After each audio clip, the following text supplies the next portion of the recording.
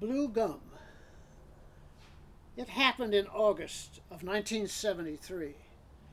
Rita and I and our three kids were on one of our usual summer automobile trips. Eddie was 14, David 12, and Daphne 9. From our home in Phoenix, our first stop was in the Bay Area for a couple of days with Rita's parents.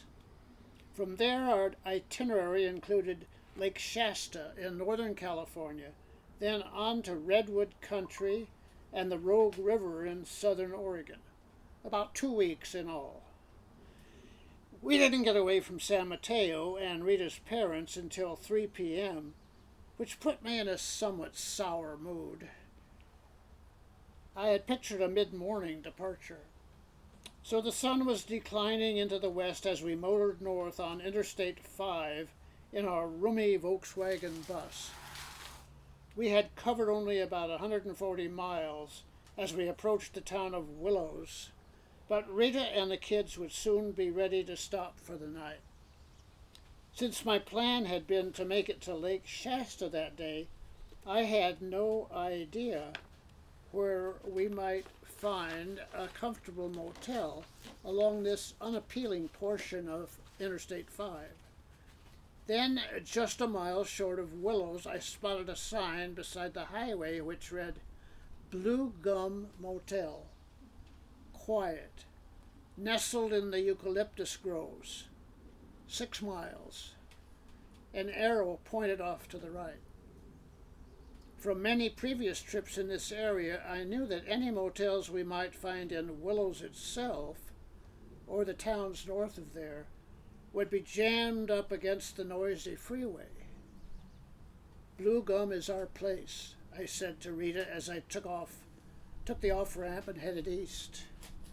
In just a few minutes, the narrow 2-lane road we were on dead-ended at California State Highway 45, which the map showed ran parallel to I-5 for about 60 miles, serving the tiny settlements and farms along its route. It was like stepping into another world, a nearly silent, drowsy, peaceful world. 100 yards or so up the highway brought us to the Blue Gum Motel. It stood alone, set well back from the highway. 1-story, 1930s style, white stucco units in a large U shape, with a big swimming pool at the center of the U. It was in reasonably decent shape, although beginning to show its age. It had bargain rates written all over it. It was definitely my kind of place. There was no other development we found within 2 or 3 miles. One could drive into Willows for dinner, but we usually carried our own food with us and ate in our room. As darkness eventually fell, we sat out by the pool along with several other families, much like ours. We felt relaxed and very much at home in that comforting setting. It was a very warm evening, and the door of the unit next to ours was standing open to catch any late breeze. Their television was on, turned to a program which intrigued us. We turned on our own TV and began watching, for the first time ever, an episode of The Waltons, then in its 2nd season. We became instant fans, and for a number of years after that, our family watched it religiously. It ran for a total of 9 seasons.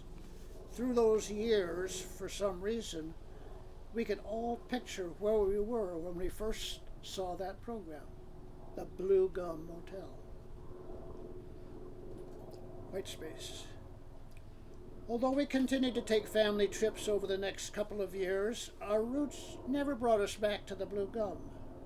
And as life moved on for all of us, memories of that peaceful place receded. Likewise, the Waltons, although not so greatly. From time to time, I would note a cast reunion episode or some old original show airing and would watch for old time's sake. Through the 1980s and 90s, with families still living in Salem and Portland, I traveled at least once a year from my Southern California home up to the Northwest. I began to adopt California Highway 45 as a bypass from Orland to Williams to gain relief from the monotony and heavy truck traffic of the interstate. In the summer of 1998, I finally pulled off the roads into the still isolated sanctuary of the Blue Gum. Getting out of my car, I surveyed the seriously deteriorated motel units and the sadly underkept swimming pool. I stepped into the now decrepit and deserted office, followed the advice on the card to ring for manager, and soon found myself chatting with her. Without shame, I told her the story of our long ago stay there, including the part about the Waltons. She patiently listened, smiled, said, "Yes, we're still in business." She's quoted attractively low rates, gave me one of their business cards as a reminder. "Come stay with us again sometime," she encouraged. And 2 years later, I did. In my brand new 2000 Buick LeSabre. It was fun. My room was large and clean and had a rear window which looked out across extensive fields towards the late afternoon sun. I swam, gingerly but joyously, in the old pool, then sat poolside, reading a paperback.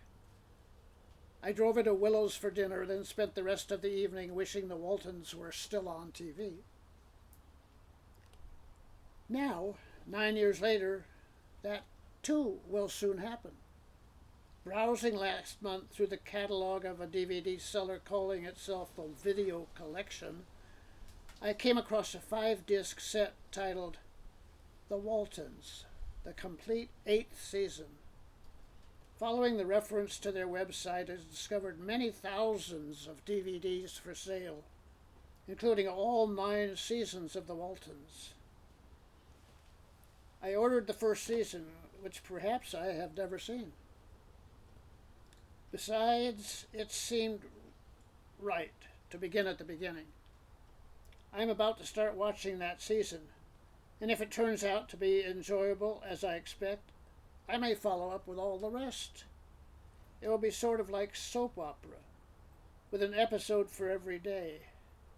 And who knows, in time I may retreat back into the 1930s, coming out into the 21st century only for crucial things like my writing class. The end.